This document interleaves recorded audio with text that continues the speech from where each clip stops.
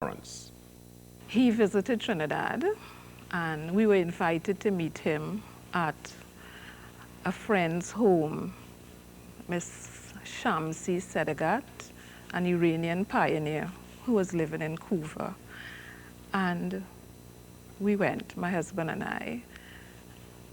And when we got there, Shamsi came down with him, and he embraced my husband first, and then he embraced me.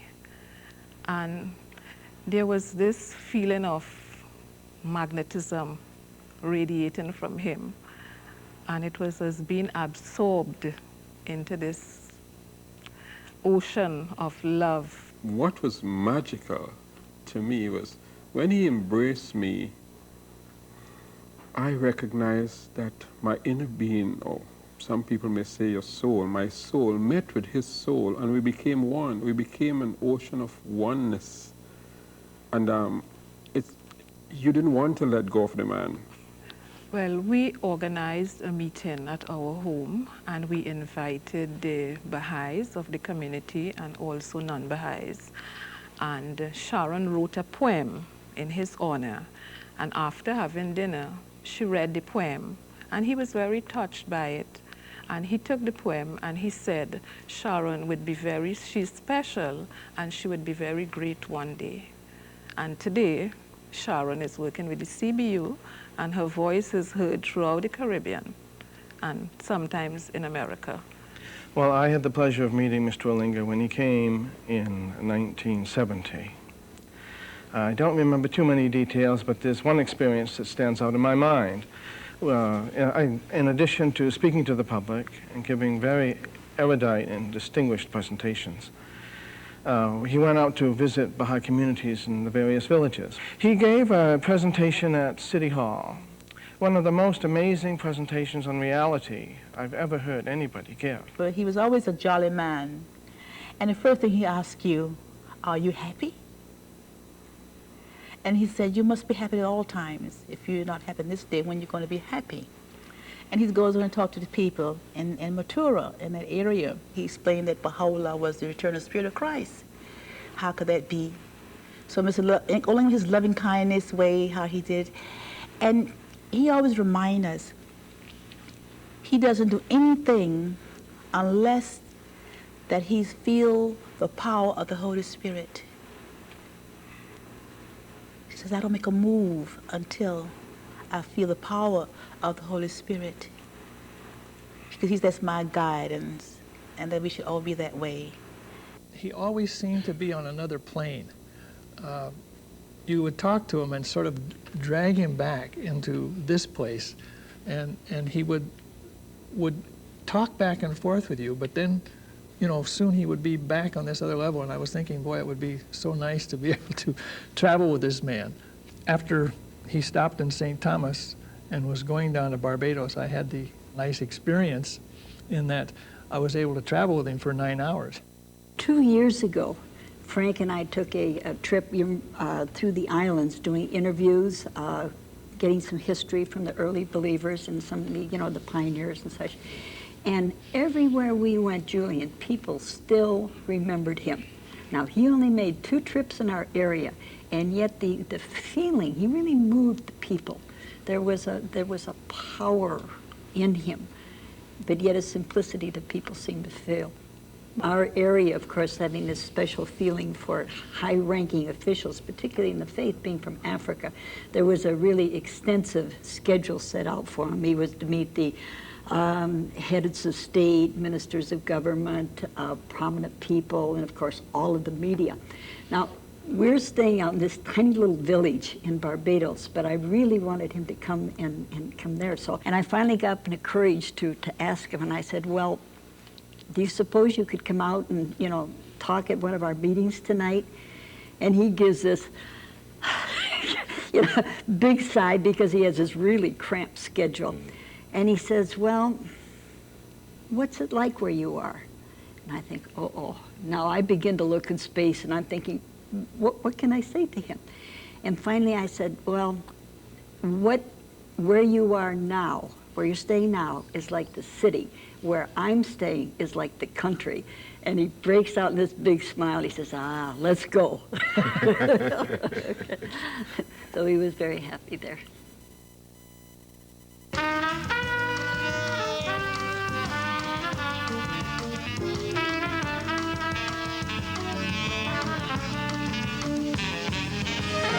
Now we were playing, had to be around 71. We were booked in up in Harlem to the Club Baron, opposite Miles. Miles and Dizzy were playing opposite each other, the two quintets.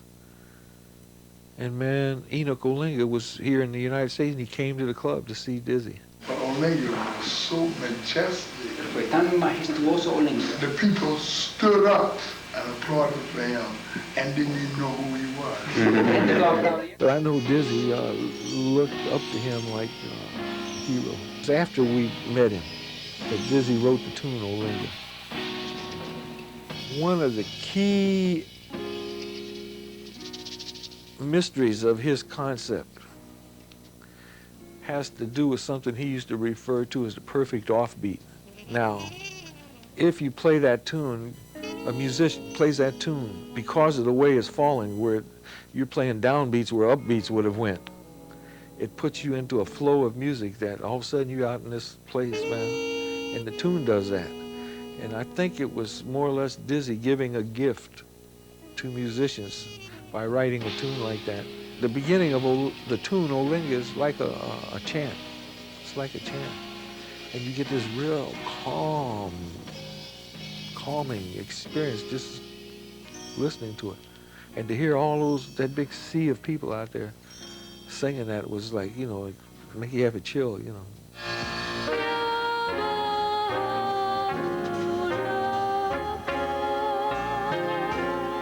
Judy Rafat is a Baha'i, a singer, a very good singer, lives in Germany. And I got a call from Judy, and she wanted to do a tribute to Dizzy album. And they had approached me about writing the arrangements and actually producing it. But one of the tunes on it was Olinga.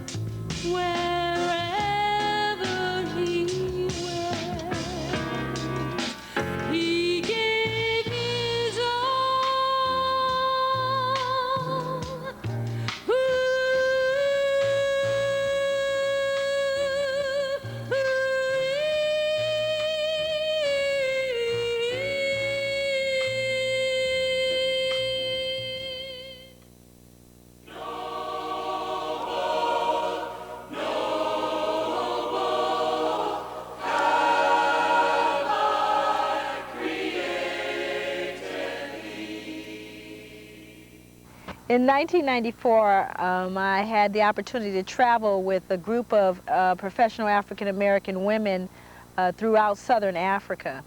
On the way back, we traveled to Haifa, Israel, and had the opportunity of speaking with a man by the name of Ali Nachavani, a wonderful person, wonderful and wise individual, who related a story about Enoch Olinga that I don't think any of us will ever forget.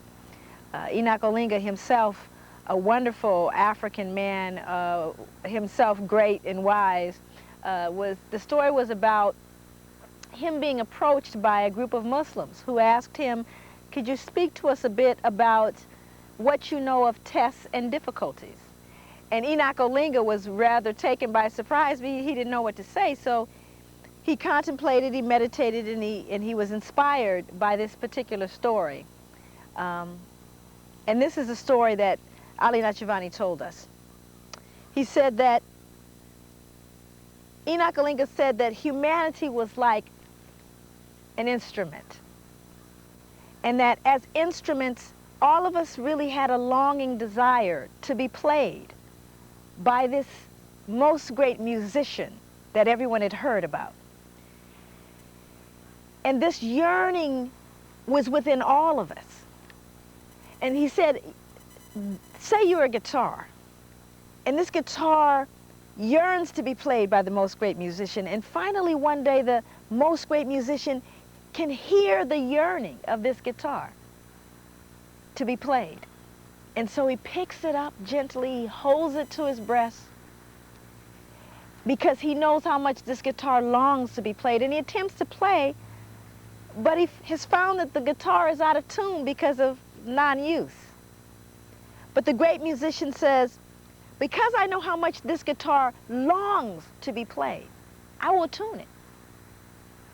And as he attempts to tune the first string, the string is brittle and does not yield to the tuning and breaks.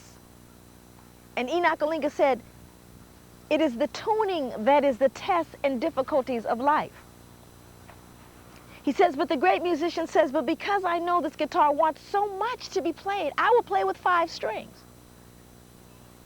And as he attempts to tune the 5th string, it too does not yield and breaks against the tuning. Until finally, all the strings have broken except one. And the great musician says, but because I know this instrument, this guitar, desires so much to be played, I will play with 1 string. And so he attempts to tune the last string, and it too breaks. And now there are no strings left, and the great musician holds the guitar in his hands, and he looks at it. And finally, he casts it aside and searches for another that has the same yearning. Well, when we heard that, we kept thinking, well, now, surely this isn't the end of the story. He's going to give it some more strings. He's going to make a drum out of but he's not going to cast it aside. And it was at that time that Ali Nachavani said to us that Enoch Olinga explained that no matter how much you desire to serve, no matter how much you gifted you are, no matter how much you yearn, no matter what you do, if you do not yield to the tests and difficulties of life, you will break against them. And then God cannot use you. Even though I never had the privilege of meeting Hand of the Cause of God, Enoch Olinga, there is one story that I've heard that I hope to share. I was at a meeting that was to discuss ways that the Institution of the Learned could assist communities in their growth and development. And so one of the counselors shared a story that talked about how Enoch Olinga would go, his method of teaching. He would go into a community and would quickly find a number of people who were attracted to the message and would declare their belief in Baha'u'llah. Mr. Olinga would teach in a community, and as soon as there were believers there, he would tell them that he would come and visit, and he would do this every few weeks. On his way there, he would bring refreshments, buy fruit at the market, and just would visit with their friends. They would begin by saying prayers and reading from the writings, and then he would ask them about their community life, and then he would invite everyone that was present to share in the refreshments. And this pattern went on for over a year, when finally one day, as they were discussing things that were going on in the community, he introduced to them the concept, which you've all guessed, of the 19-day feast as this great blessing that Baha'u'llah had taught. And he praised them lavishly because he just said, you have already been doing these things, and I know that you can continue them, you have experienced them, and so forth.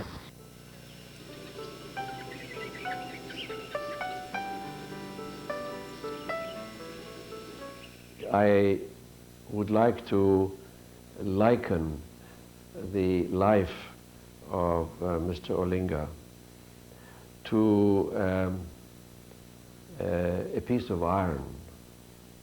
And instead of being the dark piece of metal which had just become warm, he became luminous because he acquired the qualities of the fire and became luminous. And this was a process which Shoghi Effendi explained to him when he was on pilgrimage.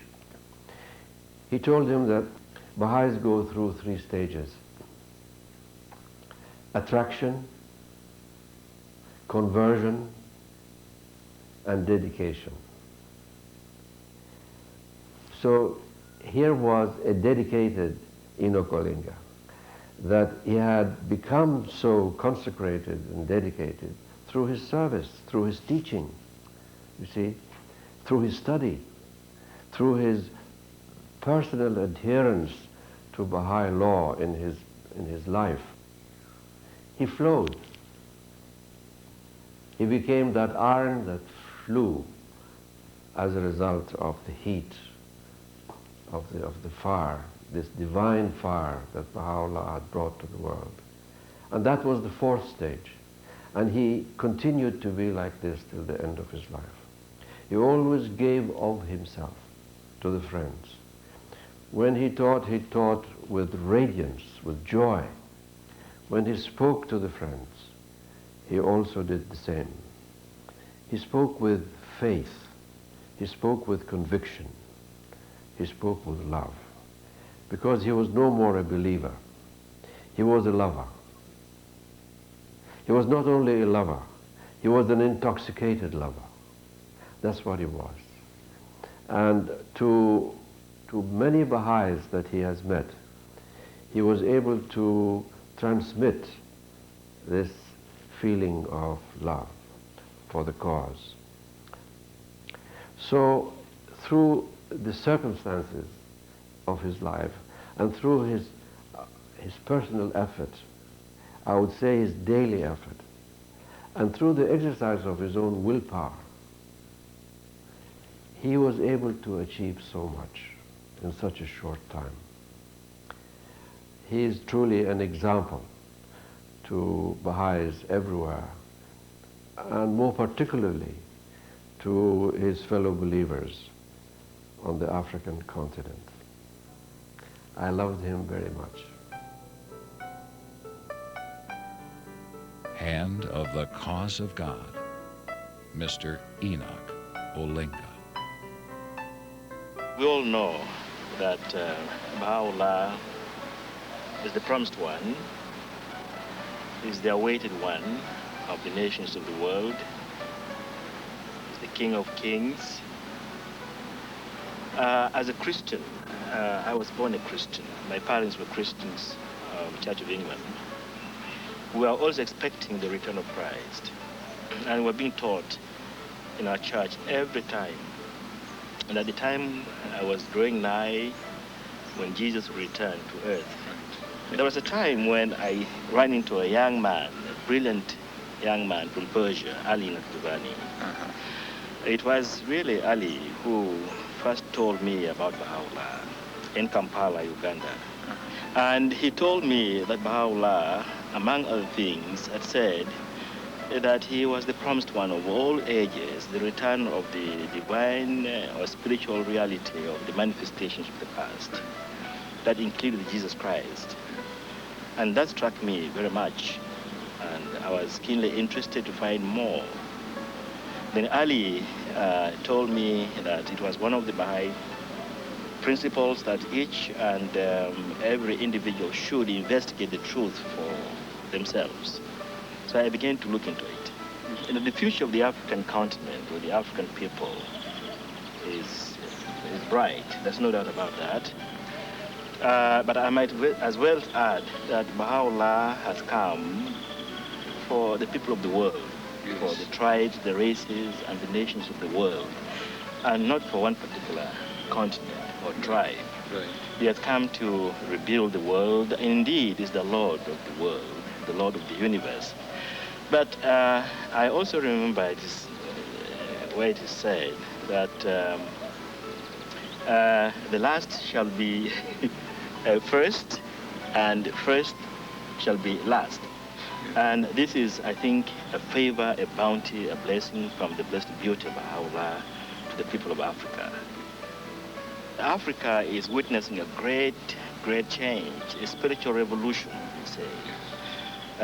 In Uganda, where I come from, there are thousands and thousands of believers in Baha'u'llah, and many local spiritual assemblies, and we have a Baha'i temple there. I can say that in a short while from now, there will be a real explosion in Africa. spiritually speaking, when thousands upon thousands will rush to the cause and embrace faith and become identified with the name of the greatest manifestation, Baha'u'llah. We are living in wonderful days, the days of the Lord of mankind. And as I believe very fervently, Baha'u'llah is the King of glory, the King of kings, the Lord of hosts. Aren't you proud to be a Baha'i?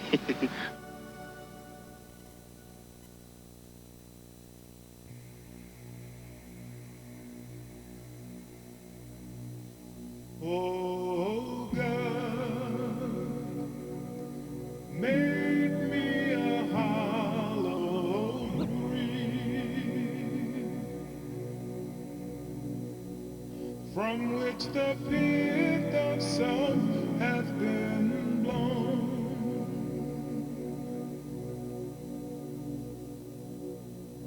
that I may become a clear channel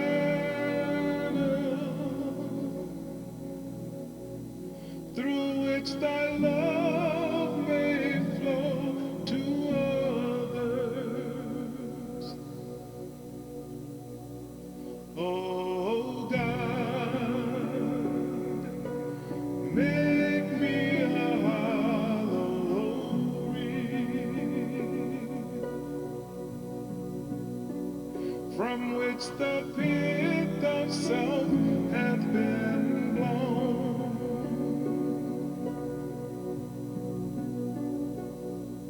that I may become a clear channel